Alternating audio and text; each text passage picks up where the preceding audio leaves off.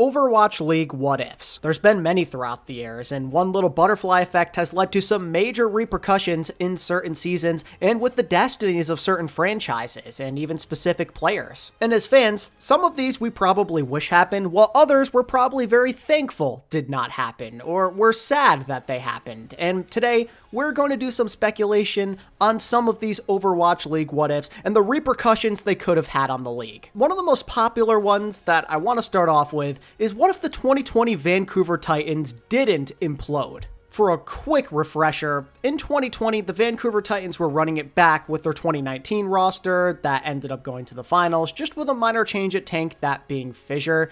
And it seemed like this team could be good enough to at least be playoff caliber. Nobody thought they were going to be world beaters. It wouldn't be like last year where they were dominant the entire season, but there was still a lot of hope. They had talent. They were still a fan favorite with all of those runaway players, and people were curious to see how Fissure and Ryojay would fit in with this roster. And at first, it seemed like it would be a pretty fun season for the former runaway core. They had a pretty solid opening week, entertaining games throughout, but then COVID hit. And we didn't see them for a very long time after that 2-0 start. Next thing you know, they arrive in Asia, all the players and the staff are unhappy, and it leads to a fractured relationship where eventually the team altogether revolts, quits, and the entire team gets released. And this led to a couple of different things happening. On the side of Vancouver, it started a very long and painful rebuild where they didn't really truly bounce back until 2023. It took them a good 4 seasons to get back up on their feet, and they were a disaster throughout that entire time. Meanwhile, you have other players going to all types of different teams. Outside of JJonak and Fissure, every single player on the team found a new home. And obviously, for a team like the Washington Justice, this was huge for them. Stitch and Janu ended up being major contributors to their playoff run, and if they're not on the team, that probably doesn't happen. With Stitch's amazing Ashe play and Janu popping off on the Hog, it's probably a completely different year for the Justice, and that Mickey Mouse run probably doesn't come into fruition. Just imagine what would have happened if this team stuck together, if management and the organization took proper care of their players. It could have been a pretty fun season for those guys overall, especially with the Genji meta, pocketing Hoxel. There could have been a lot of good stuff. I would have loved to see how Fissure does in a full season, or even JJonak. Maybe it prolongs their careers and they don't retire after the 2020 season. Maybe they give it another shot in 2021. Maybe this team sticks together for another season after 2020 ends, or they decide they still have the motivation as their contracts run up and they want to give it one more shot on a new team as they separate and do their own thing. So many careers, so many teams, all affected by this one move. It was very huge in hindsight, and I really wish that things didn't have to go down this way because that was a very lovable team, and seeing their end come in such sad fashion was not fun, and I think if there was a do-over, we'd gladly all take it. Another what-if that comes to mind that maybe is a bit more unconventional is what if the Philadelphia Fusion got first place, even a single time? The Fusion, they always were very respectable. They had a very passionate fan base. They got to a lot of finals. They were very relevant usually, but they could never get the job done. And obviously that was very sad, just knowing how attached people were to this team with Carpe and how he always came up short, Alarm, etc.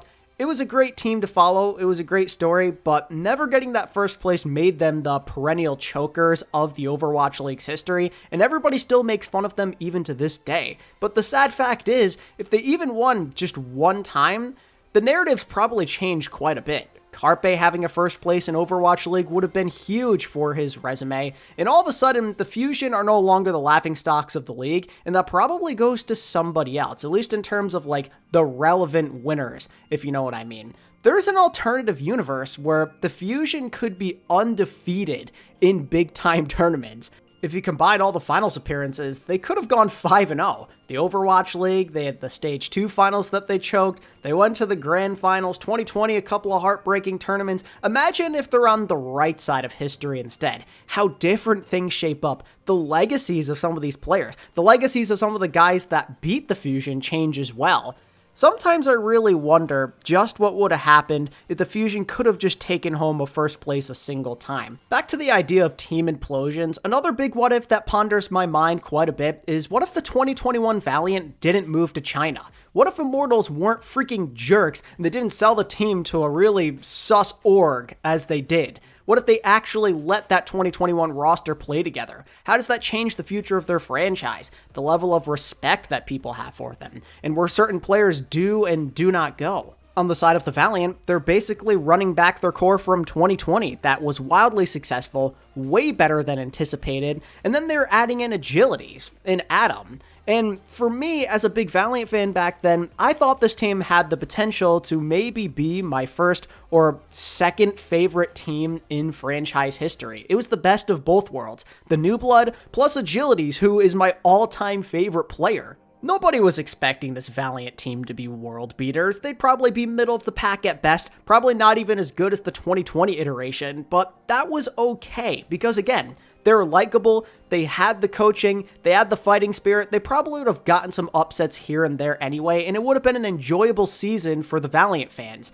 In fact, there'd probably be a lot more fans at this point in time still, if they didn't have that whole thing go down with China. It would have been a very, very different vibe. Think about how there'd be no 0-16 season, we'd probably not see the Valiant go to China afterwards, they'd stay in NA, and maybe they get a different team and some different owners around, but things end up looking a lot different, and people probably look at them a bit more favorably overall compared to the path they have taken in real life. And consider what that means for the implications of some of the players and the organizations. Kai ended up being a major contributor on the Atlanta Reign in their 2021 Grand Finals run. If he's not there, who knows how differently things play out? Obviously, Pelican was the main guy back then, but Kai was an absolute beast, and they'd probably rely a lot more on Edison, and I'd love to see at that time, at that point, if Edison would be able to handle something like that. Consider Lastro, how he bounced around from team to team. It would have been great to see him stay on one squad for more than one season at a time, especially with his talent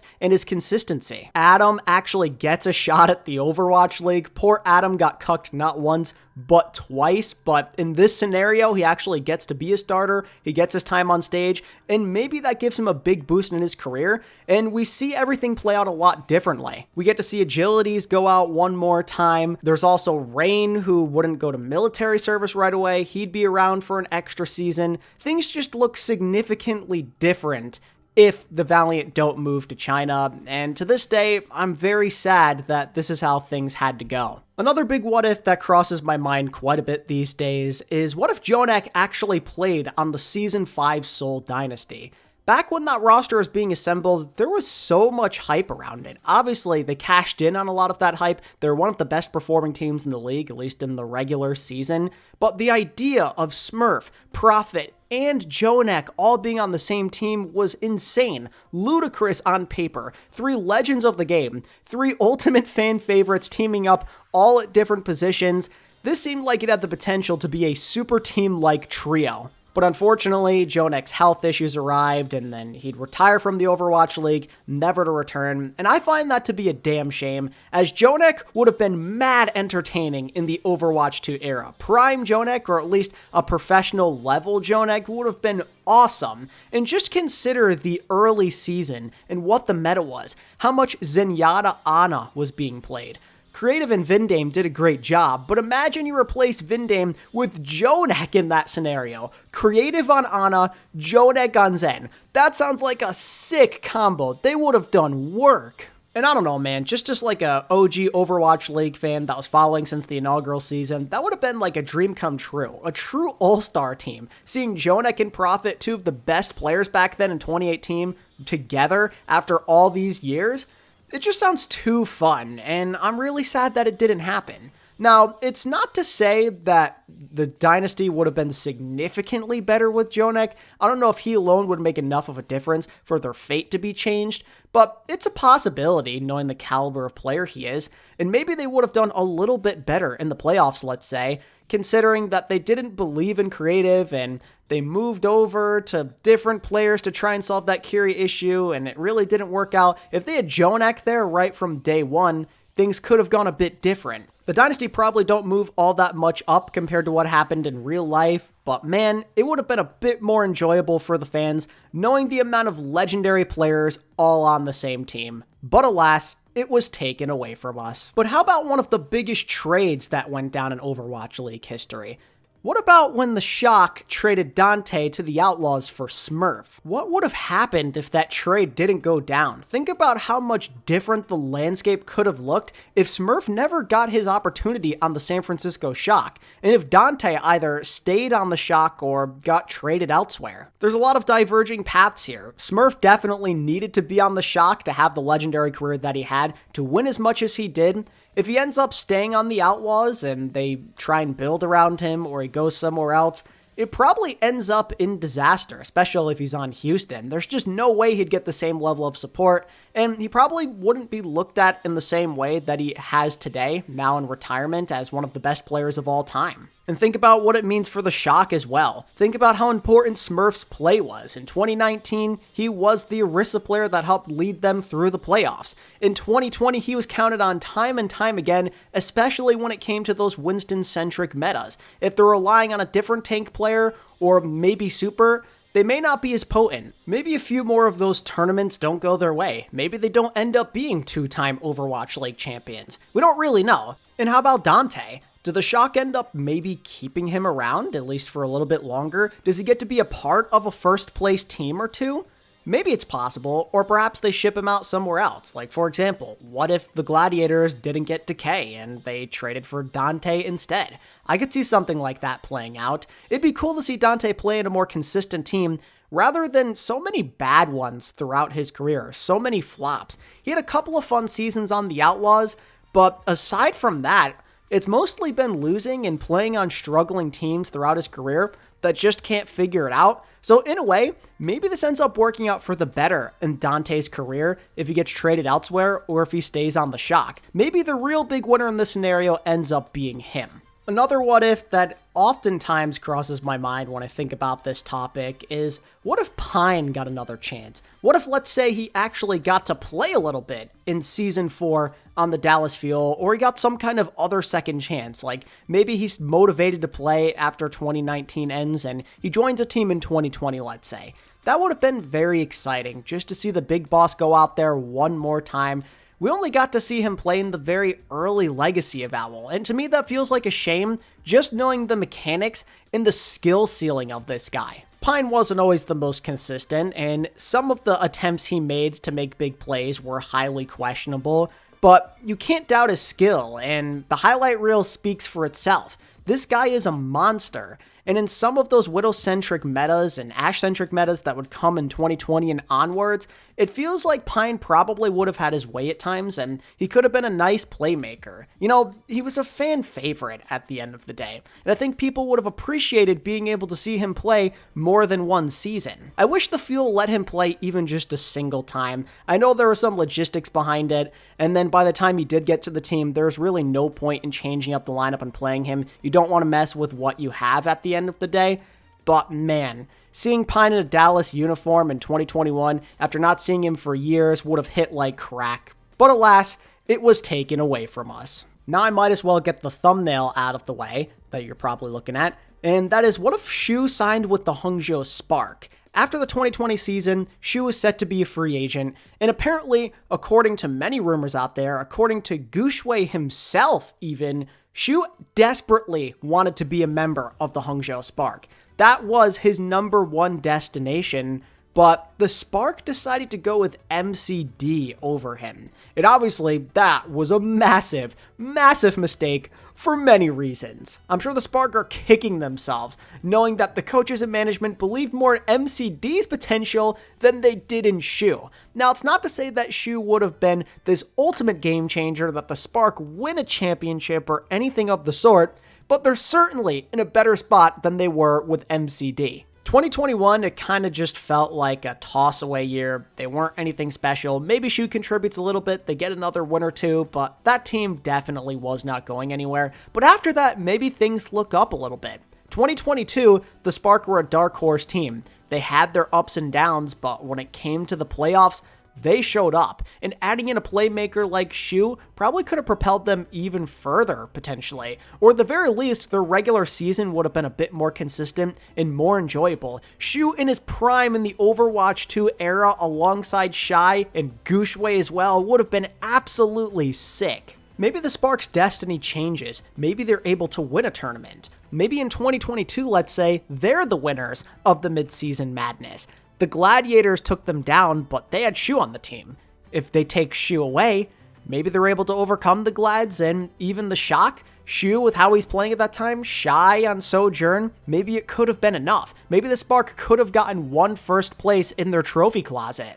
And how about on the other side of the coin, the LA Gladiators? This was arguably one of the biggest, if not the biggest signing in franchise history for them. Think about the amount of legacy plays that came for Shu on the Glads, what it meant to their franchise, what it meant to him. Honestly, even Shu's legacy could have been looked at differently. Maybe those plays on Baptiste don't happen, and we view him in a slightly lesser light, and we don't have him in the combo for best flex support of all time. You never know. But with the Gladiators in particular, maybe they don't get any first places at all without him. Think about the number of plays he made to make that run happen in, what was it, in the Countdown Cup, beating Chengdu, beating the Shock.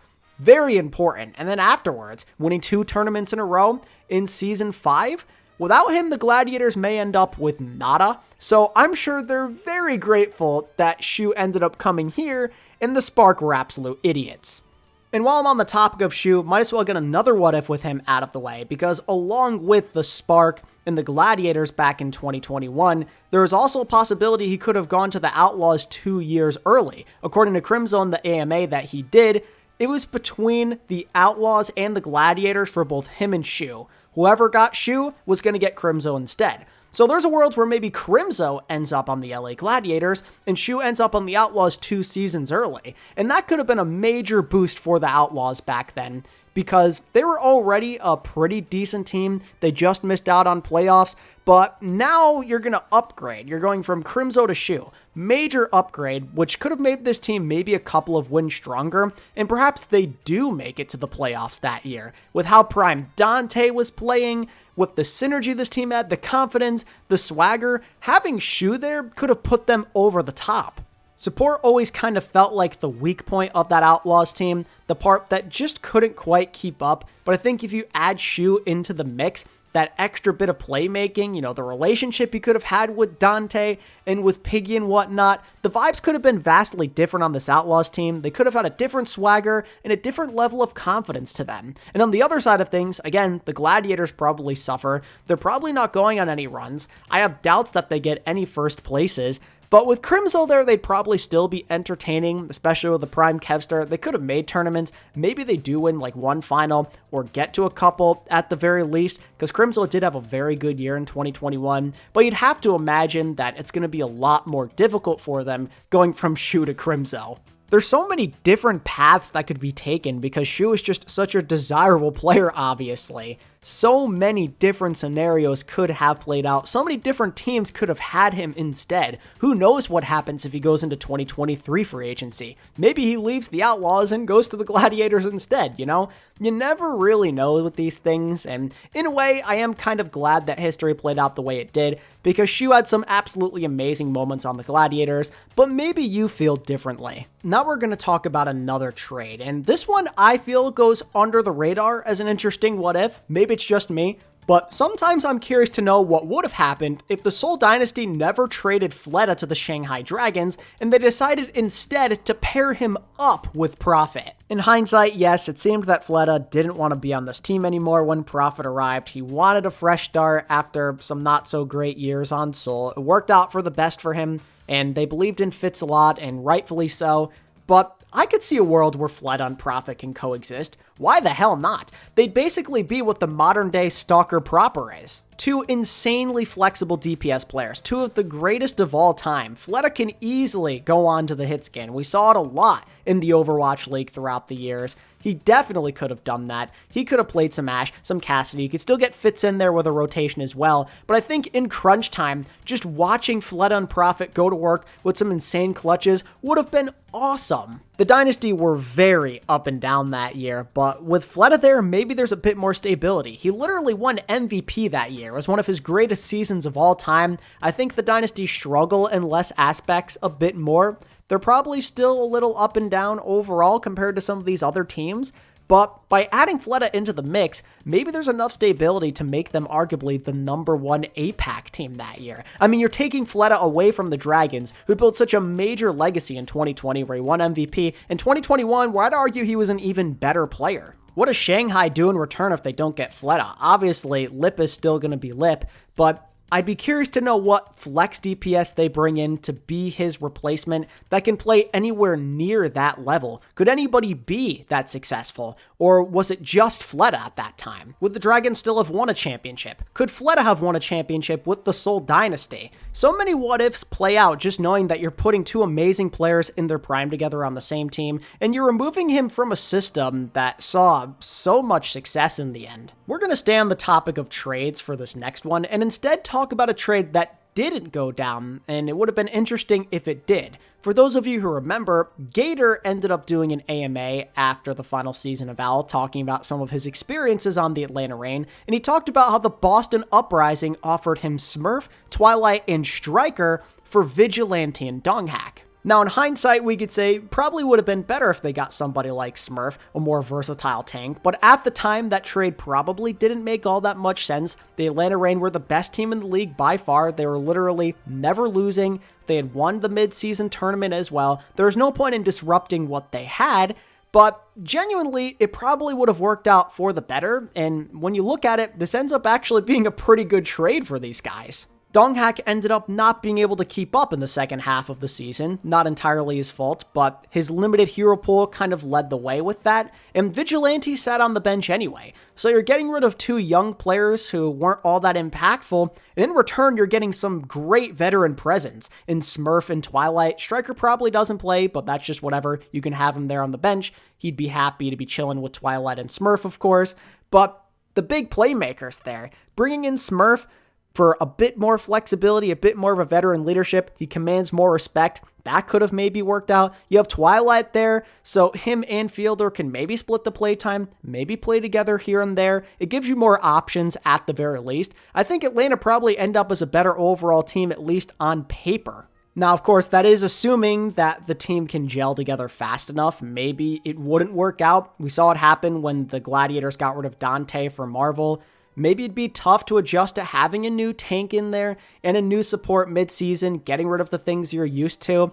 But it may have been worth the risk in the end, just knowing how badly the Atlanta Reign burned out come playoff time. And of course, no what if for the Atlanta Reign would be complete without wondering what could have happened if the Reign never traded for Lip. In the words of Gator, he didn't think Lip would even be available, but he approached the Shanghai Dragons for the heck of it and was surprised to find out that they were willing to trade him. Imagine if he doesn't approach the Shanghai Dragons. He assumes the worst and that he is untouchable. How much different does that make things for the Atlanta Reign? Realistically, there's no possible way they can have a better hit scan player, and with it being Sombra-centric as well, and having the greatest Sombra of all time on your team, there's going to be a fall off. They're not going to be as competitive. Now, if they replace Lip with another good Korean hit scan, they're probably still solid. They're probably still one of the best teams in OWL, but there's a good chance they fall behind the likes of Florida and the Houston Outlaws, and they don't end up winning the midseason tournament.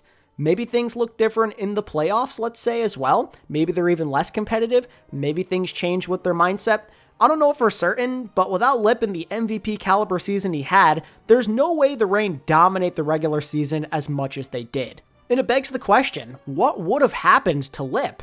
Would the Shanghai Dragons have ran it back with him? I'd assume probably not, knowing that they were a rebuilding team at this point. So what happens then? Do the Dragons start knocking on people's doors, letting them know that Lip is available? Does he get traded to some kind of APAC team, like, let's say, Seoul Infernal, or maybe Seoul Dynasty? Maybe the Dallas Fuel scoop him up? Does he go to some other Western team? Does Florida trade from him instead of getting Merit? It's so difficult to say what ends up happening with Lip in that scenario, because I don't really know what the Dragons' thinking was back then. My assumption would be that Lip wants to go play for a winner, so therefore he'd get traded to one of the best teams, like, let's say, the Houston Outlaws, and I'd love to see how that changes everybody's fate, because with a player of that caliber on your team, it's obviously going to make one hell of a difference, so it's just something to think about, you know?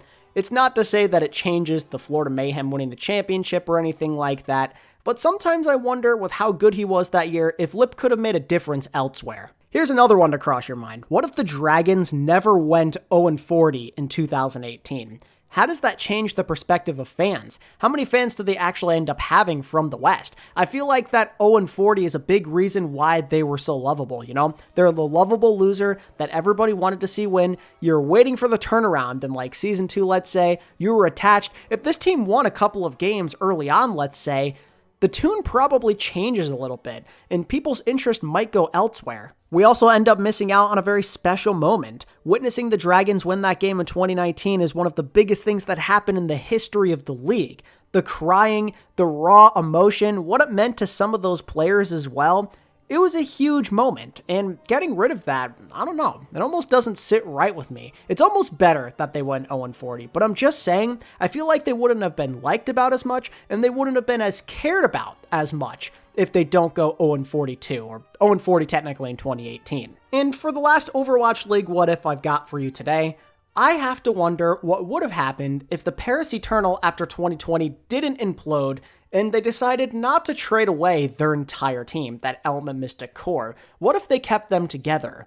Or some of those guys only left and they kept some of the others? What if Paris actually had the budget to make it work? How does that change their legacy? And think about what it means for the Dallas Fuel. Paris had a very unfortunate end after 2020. They were never quite the same. A bit of a pit stop, I guess you could say, in 2021 when they're at least kind of fun to watch. But after that, it was all downhill. They're garbage in the second half of their existence. But if they keep that Element Mystic core together for like another year or two, let's say, it would have been a lot more enjoyable. The fans would have stuck around. There would have been a lot more respect for them. And OWCS probably doesn't get nearly as much hate as well. In regards to Paris, there's no saying if they'd ever win another tournament or if they'd be anywhere close to relevant, but you'd have to imagine, with Sparkle, Hanbin, and Fielder all just having excellent rookie seasons, that they'd still have a pretty good core in place. Even if you still get rid of Ben Best and you're trading away FD God and everything, you could probably still make it work with like a cheap main support option and a decent main tank player. It doesn't even have to be anyone special.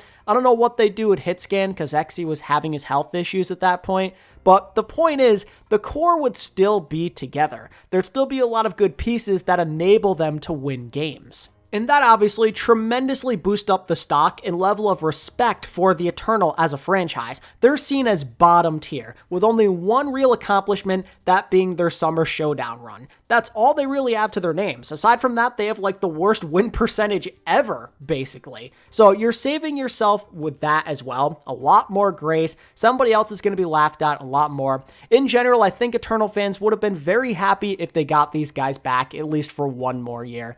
But alas, that's not the world we live in, and you have to suffer. And think about it from the perspective of the Dallas Fuel and their fans. The Paris Eternal crumbling from the inside out was very important to them having any kind of success and having the redemption arc that they did. For their first 3 years, they did absolutely nothing, and they were a laughingstock of the league. It was Season 4 when their fate changed because they got the Element Mystic core. Without those guys coming to the squad, they may not attract somebody like Fearless. They maybe don't get Chio in the end. Their fate ends up a lot different. There weren't that many options in terms of Korean super teams, so I don't know how they would have pivoted. I don't know what their next plan would have been.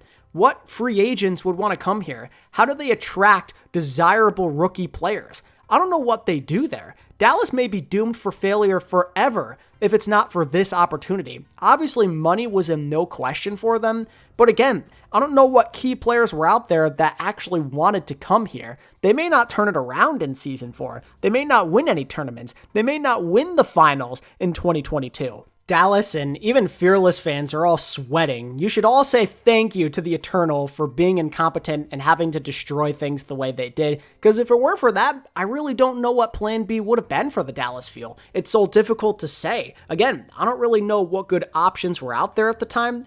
So you'd have to imagine they're probably perennial losers forever, and they end up as one of the worst Overwatch League franchises of all time. And I think that is where we will leave things for today. I have a whole list of what ifs that I didn't get to, but I didn't want this video to be like an hour long, so decided to only go with these for this one. If you guys want to see a part 2, give this video a like and subscribe to the channel and let me know down in the comment section. And if you have any big what if ideas, throw them down there as well. I'd love to hear them. Thank you guys so much for watching this video. I appreciate your support as always. And until next time, this is ATP signing out. Peace.